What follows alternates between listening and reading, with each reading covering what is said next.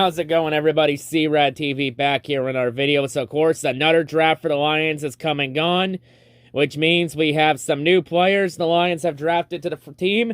So, we're going to go over these players, and I'm going to give you my thoughts, everything you need to know about the players and what I think they bring to the table. And now, at the end, I'll give my overall thoughts on the draft class, along with a grade, because why the fuck not? Even though draft grades don't really mean jack shit until we see the actual product on the field.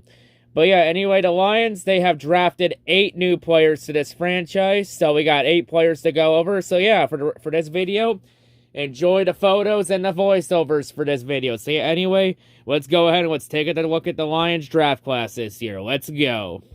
So, the first player we're going to go over here, taken with the 2nd overall pick, hailing out of Michigan, standing 6'6", weighing 260 pounds, Aidan Hutchinson, the Michigan local boy. So, of course, for Aidan Hutchinson, he's a prototype explosion defensive end, so he's very explosive right off the snap. He can get off the line very quickly. In terms of his strong points, he returned to Michigan for his senior year after he had his 2020 season cut short due to injury. But that injury didn't really hamper him too much, because last year he proceeded to enjoy one of the best seasons out of any player in the entire nation, even breaking the Michigan sack record. His game is built around explosive power and a relentless motor. He brings the kind of violence that often shock blockers at the collegiate level.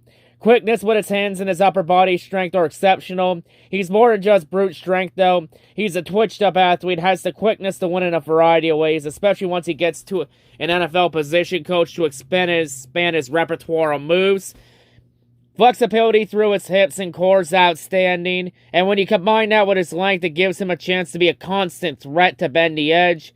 He dominates as an edge setter as well. He manhandles tight ends as a run defender, and he shows a nose for the ball. In terms of some weaknesses, though, he's a little more of an expansion pass rush repertoire, which would be nice. He has the power to drive back or drive over offensive tackles, but he won't be able to do it as frequently against NFL competition. I mean, as long as he wins the majority of his battles, it's okay. And the ankle injury he did suffer in 2020, it will be worth an extra look at. So the big key for him is, can he stay healthy? That's the big key for sure. Overall, for his college career, he had 160 tackles, 28 tackles for a loss, 18.5 sacks, 9 passes deflected, along with 4 forced fumbles and 1 fumble recovery. He also, like I also mentioned earlier, he set the Michigan single-season sack record last year, with 14 sacks, which ranked 3rd in the FBS.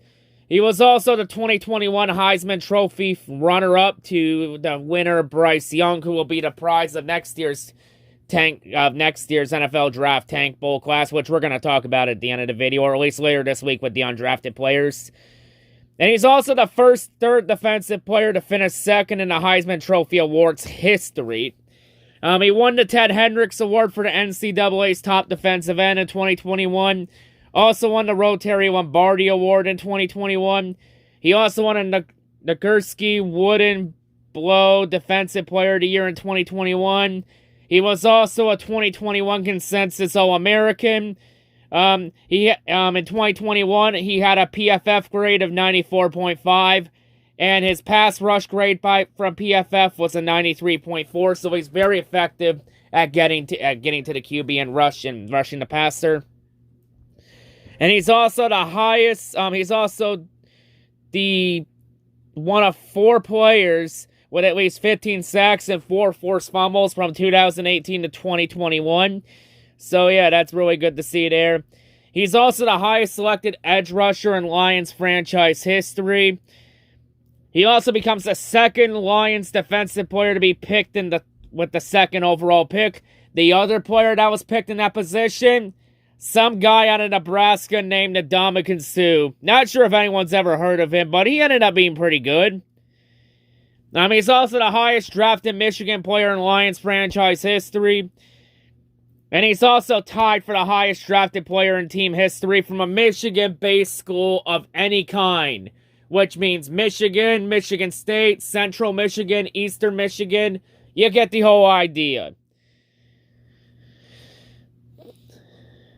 Continuing on, though, he's the highest selected player to be drafted out of Michigan.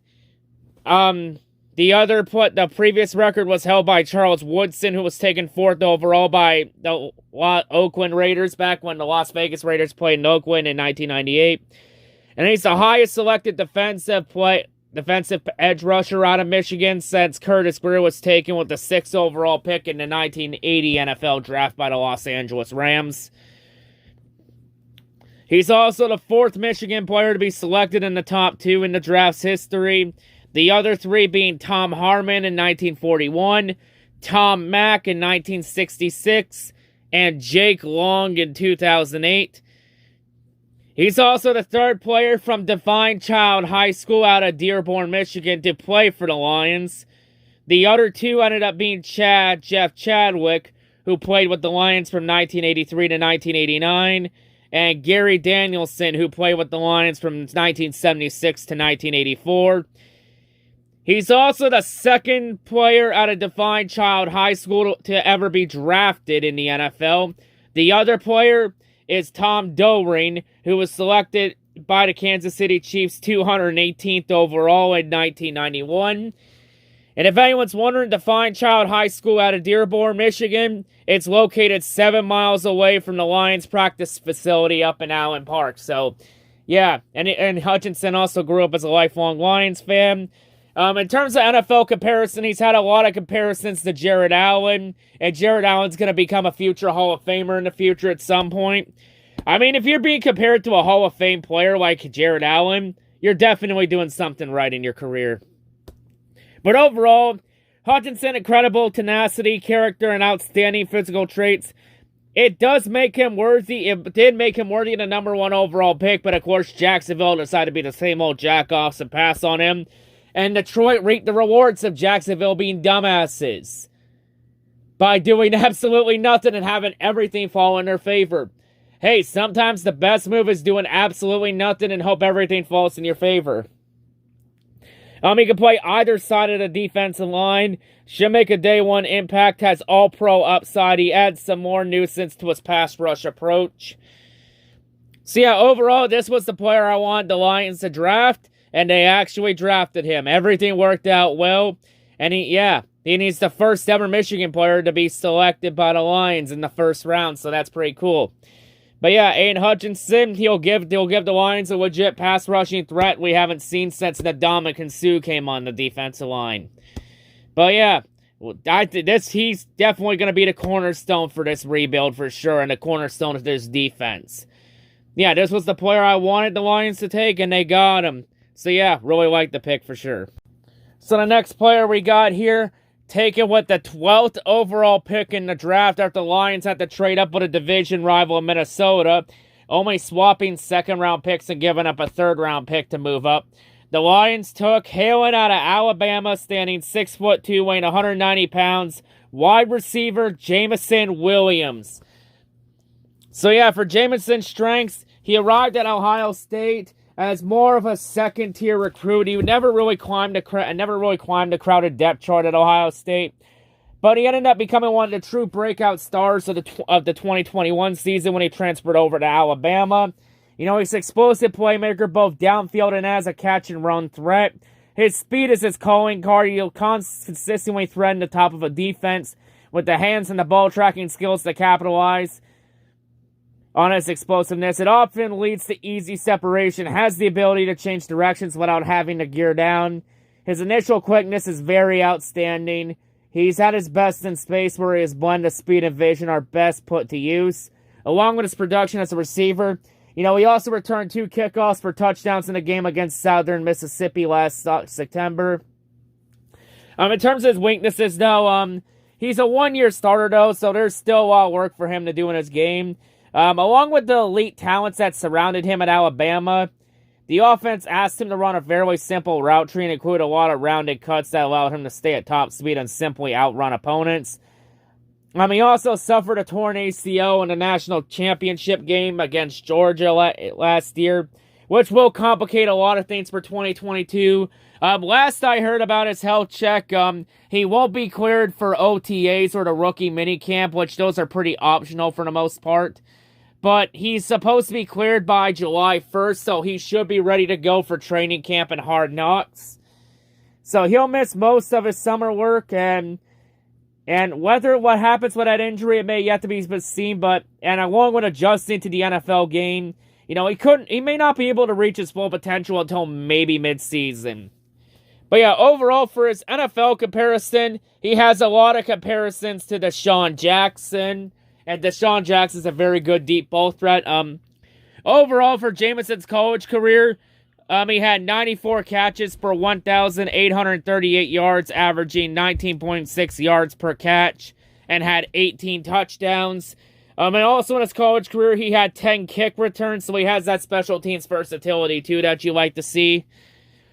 And with his 10 kick returns, he had 352 return yards, averaging 35.2 yards per return, and had, of course, 2 kickoff returns for touchdowns, which I just mentioned. He's also a 2021 first-team All-American selection.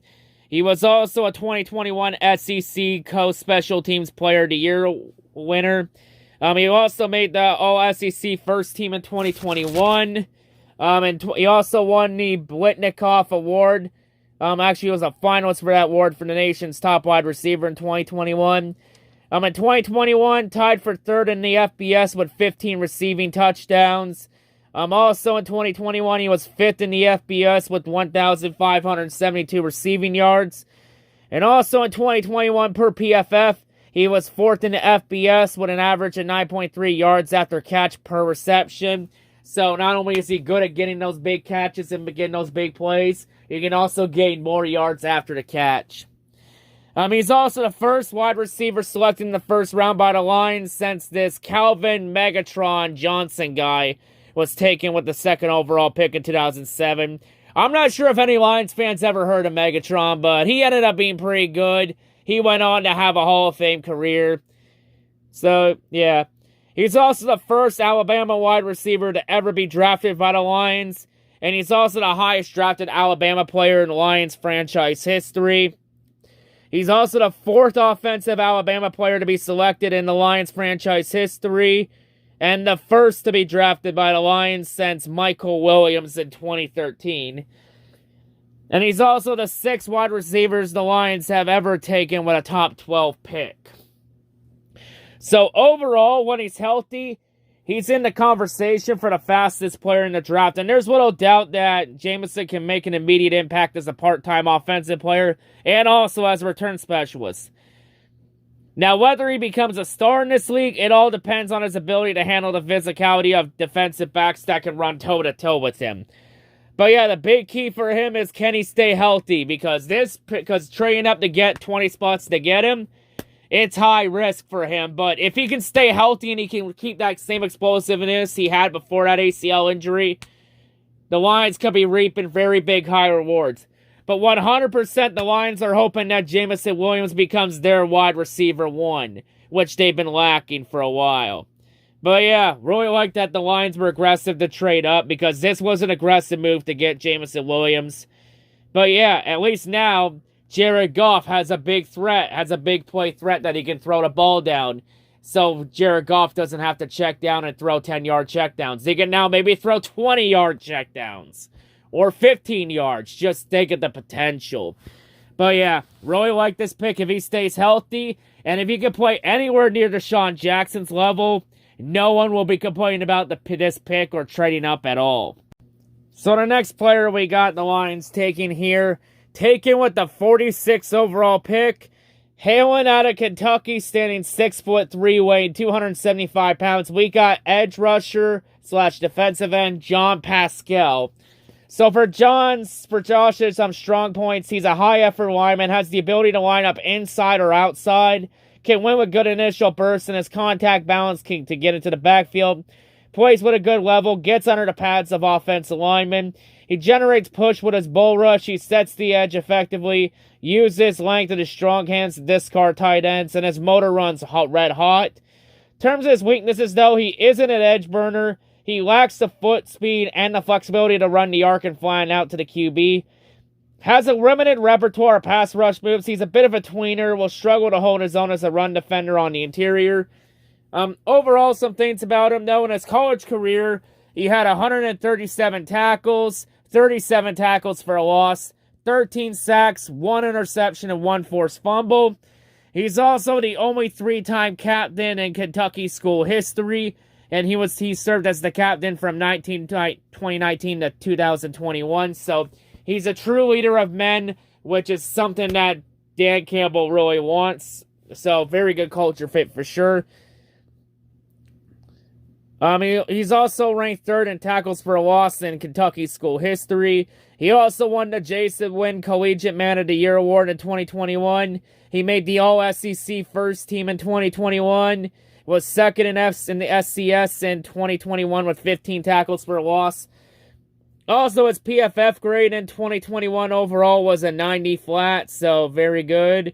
His PFF run defense grade in 2021 was a 90.4. So his main strength is he's very good stuffing the run. So yeah, good run stuffer here. He was also 9th in the FBS edge rushers with 31 run stops in 2021 per PFF. He's the first defensive player to ever be drafted by the Lions.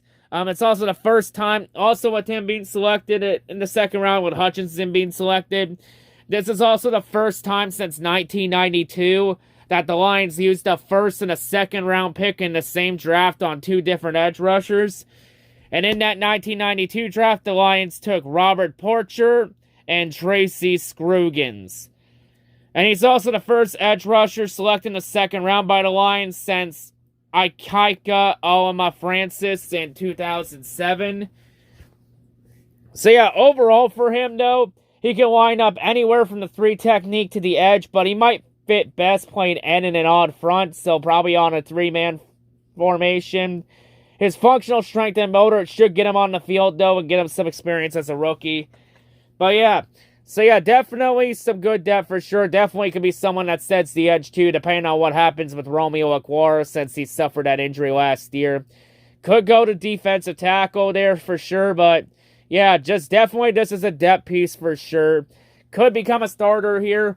And also one thing I should mention is that at the scouting combine this year, he was tied for 2nd in the edge rusher athletic scores with a grade of 86, which was tied with the 1st overall pick of this draft, Trayvon Walker. And oh, by the way, he was 2nd to Aidan Hutchinson, who had a grade of 93. So yeah, John Paschal is very athletic, so there's that upside for sure. So the Lions grabbed 2 of the top athletic edge rushers in this draft for sure. So yeah, I think this was a really good steal. Bit of a reach, but I think I can get over it for sure. I mean, if he plays up to his potential and ends up becoming a solid contributor on the defensive line, this pick no one will complain about whatsoever if he can be a solid contributor. So the next player we got here taken with the 97th overall pick, we have hailing out of Illinois, standing 6'1", weighing 200 pounds. We have safety Kirby Joseph. So for Kirby's strengths, he's a long, fluid athlete. He showed off tremendous range and playmaking skills in a center fielder role for the Illinois. Was typically asked to line up deep as a single high safety.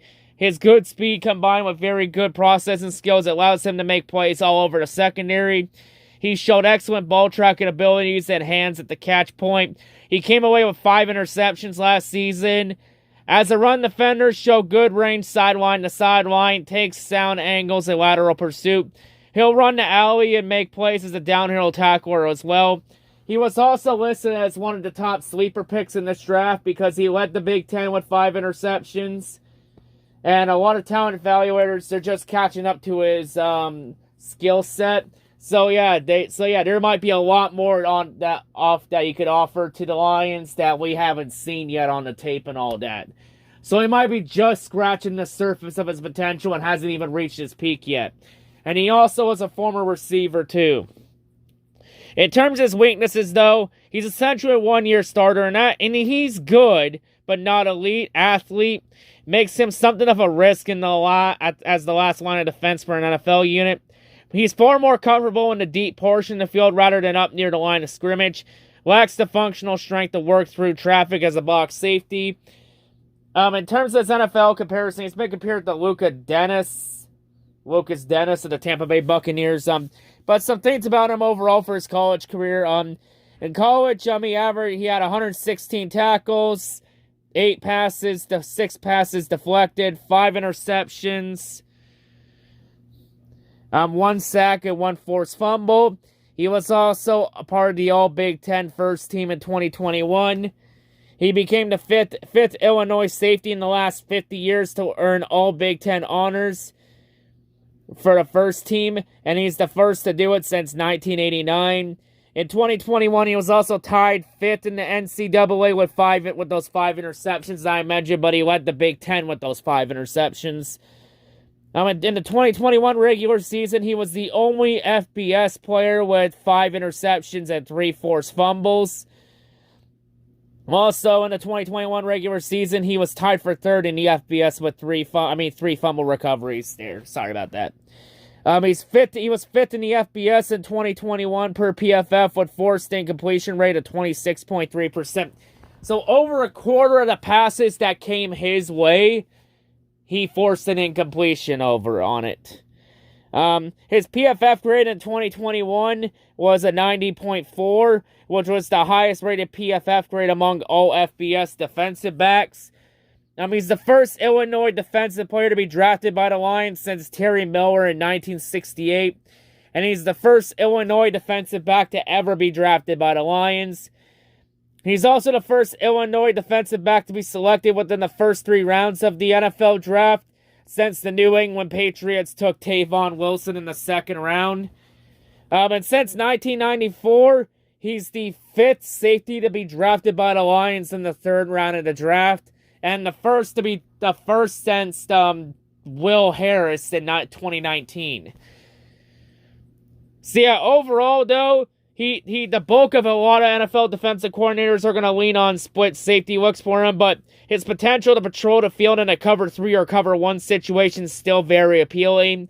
He might need a year to further sharpen his route recognition, but he has starter potential. His center fielder skills will give a defensive play caller plenty of options for him, so can move him around there. So yeah, still very solid. Safety was a big need, and I think there's a lot that he can bring to the table here, but he could be someone that could complement and line up beside Tracy Walker. So yeah, definitely a good complementary piece. I think he has potential to be a solid contributor. With the coaching staff here, I think he could definitely do some things for sure. So yeah, I think this is a really good pick with Kirby Joseph right here. So the next player we're going to go over here, taken with the 177th overall pick, hailing out of Virginia Tech, standing 6'3", weighing 255 pounds. We have tight end James Mitchell. So for James's strengths, he's something of an ultra back for Virginia Tech. He lined up as a traditional Y tight end, as well as a halfback, slot receiver, and tailback, so he can play almost anywhere in the receiving core, even line up in the backfield.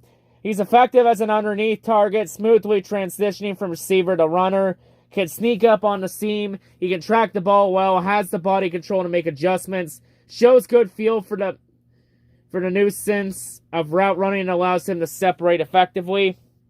In terms of his weaknesses, though, he was undersized for the tight end position, a fairly average athlete for the position.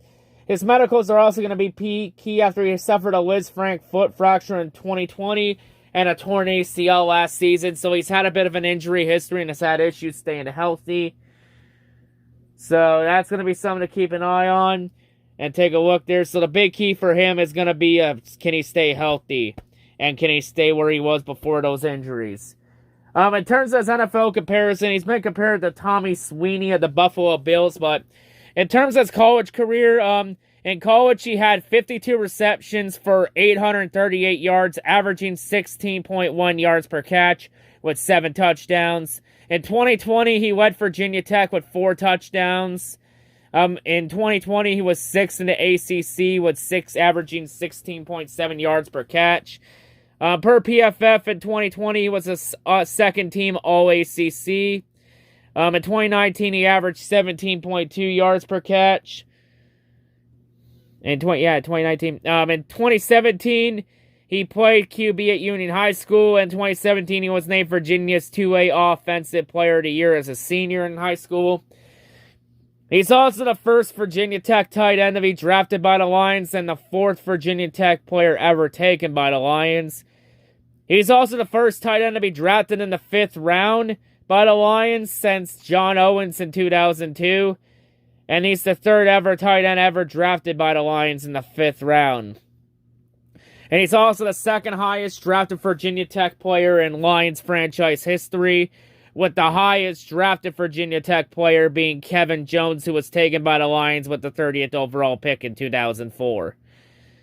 But overall, though, he's an instinctive player, but one with no real standout trait. He could carve out a role as a Swiss Army knife. His versatility providing valuable depth. His ceiling's still pretty limited. So overall for him, he's more like a depth piece and more just like a backup. Gonna be the backup to TJ Hawkinson. You know, and if he can stay healthy, I think he can be a damn good backup that can make some big plays here whenever Hawkinson can't do all of the work. Or maybe both of them line up on the field and he can be a solid second option for Jared Goff here. But yeah, definitely giving Jared Goff some more weapons here to help Goff out. Give Goff a chance to prove himself.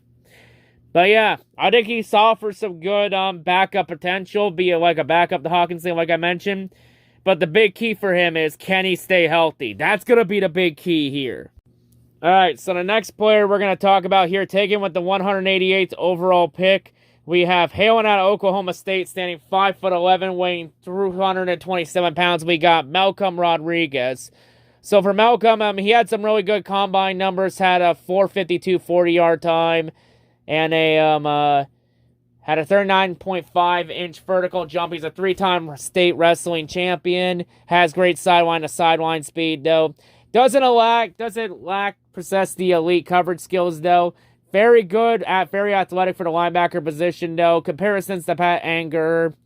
In terms of his career stats, though, he had 408 tackles, 32 tackles for a loss, 13 forced fumbles, 7.5 sacks, and 4 fumble recoveries. He was the 2022 Fiesta Bowl MVP. He made the All-Big 12 first team in 2021. Also in 2021, he was ranked 7th in the FBS with 76 solo tackles and tied for 10th with 4 forced fumbles. He made the All-Big 12 second team in 2020, was tied for 7th in the FBS with 57 solo tackles in 2020. In 2019, he made the All-Big 12 second team, and he was the Oklahoma State Defensive MVP in 2019. He originally joined Oklahoma State as a safety in 2017. He's the third defensive Oklahoma State player to be drafted by the Lions, the other two being Jack Jacobson and Daniel Meisenheimer. And Jack Jacobson in 1965 and Daryl Meisenheimer in 1951. He's the first linebacker drafted in the 6th round by the Lions since the Lions drafted Jason Glenn in 2001. And if anyone's wondering, Jason Glenn is indeed the younger brother to current Lions defensive coordinator Aaron Glenn. He's the first Oklahoma State linebacker to be drafted in the NFL since Link Harden was taken in the 4th round by Dallas in 1995. So has a lot of potential, has very great sideline-to-sideline speed. He's very athletic, had very good combine numbers, was very productive in college. You know, he has a lot of great honors and accolades, was a damn good player in college. Whether that translates to the NFL, that's yet to be seen. But according to a lot of the scouting reports, the worst-case scenario for him is he would be at least a solid NFL starter. So yeah, has that ability. Definitely could be a contributor on special teams for sure. You know, didn't do a lot of research on him on the draft process, but after doing some research on him, it's a very good pick for the Lions here. Very good underrated pick. Like what I see out of him. Definitely, I think he could have potential with the Lions for sure. All right, so the next player we're going to go over here, taken with the 217th overall pick, hailing out of Jackson State, which is the school that is currently being coached by Deion Sanders. So this player had some time working underneath the tutelage of Prime Time. Anyway, he stands 6'1", weighs 225 pounds. We got defensive end / linebacker James Houston. So for James in 2021, he led the FCS in forced fumbles with 7, was second in the FBS in tackles for loss with 24.5. Also had 70 tackles, 16.5 sacks, 2 forced fumbles, and 1 interception in 2021. In 2021, he was the Southwestern Athletic Conference Newcomer of the Year. He also made the All-SWAC first team in 2021. His PFF pass rush grade in 2021 was a 95.4, so he was very effective at rushing the passer and getting to the QB. In 2021 per PFF, he had a pass rush run rate of 22.6%, along with 81 total pressures across 364 pass rushing snaps. So he was very effective at winning and getting to the QB, winning at the line of scrimmage in the trenches. In college, he started his college career at Florida before he transferred over to Jackson State in 2021. Played with Florida from 2017 to 2020. And in his career at Florida, he had 100 tackles, 4.5 sacks, and 3 forced fumbles. He's also the first HBCU player drafted in the NFL since 2013 by the Lions. And he's the 4th Jackson State player to be drafted by the Lions, the first since 1969. Nice. And he's the second highest Jackson State player to be drafted by the Lions. The highest drafted was this guy named Lem Barney, who was taken in the 2nd round by the Lions in 1967. And oh, by the way, Lem Barney, he ended up going on to have a Hall of Fame career. So yeah, James Houston, he has a lot of potential here. He's very good at rushing the passer and getting to the QB. Definitely, I think he can be a rotational piece. Could be good on special teams for sure. But yeah, maybe a situational player for sure that could be coming on certain key down situations. But yeah, this was, solid player for sure. I think he has some potential to get something done in the NFL for sure.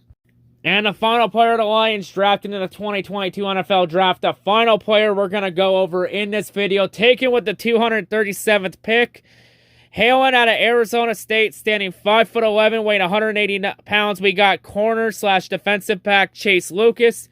So for Chase's college career, he had 223 tackles, 28 passes deflected, 12 tackles for a loss, 6 interceptions, and 2 forced fumbles. He's a 2-time second-team All-Pac-12. He's always made that team twice in 2017 and in 2020. And for 2017 to 2021, he had 432 forced incompletions, which was the most in the Pac-12 during that 5-year span. He also made the All-Pac-12 honorable mention in 2021 for the All-Pac-12 team. He was also a team captain in 2021, so he was a leader of men, which is something that Dan Gamble's going to like for sure. He was 4th in the Pac-12 in 2020 with 5 passes deflected. He was also tied for 8th in 2018 in the Pac-12 with 3 interceptions. He was also a 2017 freshman All-American.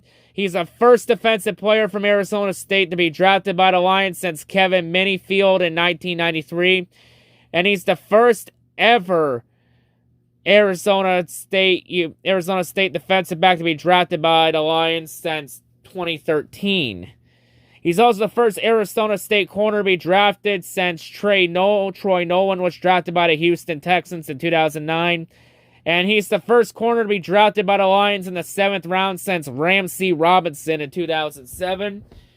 So he's very good at making plays. He's a leader of men, so he can be a play target for sure. Definitely for depth and rotation for sure. Probably could be a return man on special teams for sure. But yeah, also a leader of men, which is going to be good so it could be a good culture fit for sure and be a locker room leader. So yeah, getting some more depth at the corner position for the secondary, which is needed.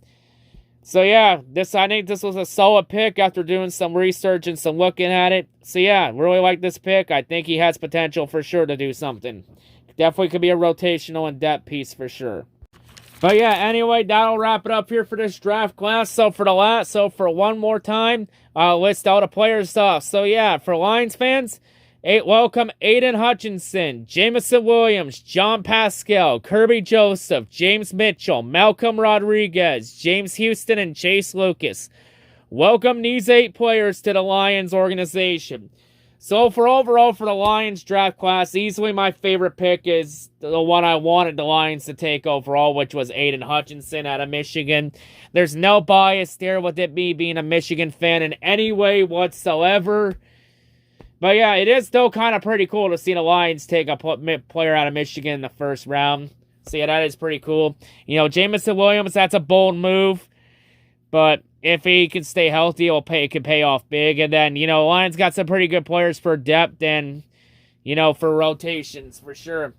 So, yeah, overall, the Lions, they addressed a lot of needs. They got a lot of players that were leaders of men and can be great football players for sure. So, yeah, definitely got some players that fit the culture the Lions are trying to build. So, yeah. Overall, though, for this draft class, I know a lot of people are giving this class a really good grade. You know, I've seen PFF give this draft class an A+. I'm not going to give it an A+ because I don't want to be biased, but this was a pretty good draft class, the best draft class that Brad Holmes has had so far, which he's only had 2. But yeah, so for this draft grade, I'll give it an A. It was a pretty good draft for the Lions. You know, they addressed a lot of needs. They filled a lot of holes. But in the end, no, draft grades, they don't really mean jack shit until we see the actual product on the field. Now for the Lions, you know, it all depends on how their season goes. It depends on what happens at training camp and what their scheduled matchups are. But yeah, you know, I think the Lions definitely, maybe they could back into a wild card spot. You know, but I don't think so. I think they could be at least a 6 or 7 win team for sure. But yeah, I think the Lions are definitely trending in the right direction. I think they need another draft or 2 to really get this thing going. I think give it one more offseason, I think the Lions can be back in the playoff race. But yeah, anyway, that'll wrap it up here. That's all I gotta say. Now next year's draft will be focused in Kansas City next year, and then 2024, the draft comes to Detroit. Yep, 2024 draft in Hart, and now the next focus for the Lions, of course, is going to be, of course, the rookie mini camp at the end of the month, along with the start of OTAs. And then in July, we have training camp and Hard Knocks coming for training camp. So yeah, Hard Knocks, here we come. And I can't wait to see some of the battles on Hard Knocks for sure. I mean, Lions fans, if you want the Lions to get any respect from the league, well, Hard Knocks and hosting the draft, those are your 2 big chances. Respect isn't handed out, it's earned. You gotta earn respect to get respect. So yeah, those are the Lions' best 2 chances right there. All I say to Detroit is, and all the Lions fans, don't fuck this opportunity up, because we may not ever get a chance like this ever again. But anyway, that'll wrap it up here. Really like this draft class. The Lions did a lot of great things for sure. Don't think there was really a bad pick for sure. But we won't know if there was any bad picks or not until a couple years down the line, until we see the actual product on the field. But anyway, that'll wrap it up here. That's all I gotta say, and I'll come back to you later on this week to wrap up the offseason and go through all the undrafted players the Lions signed. But yeah, anyway, I'll see you all later. Peace.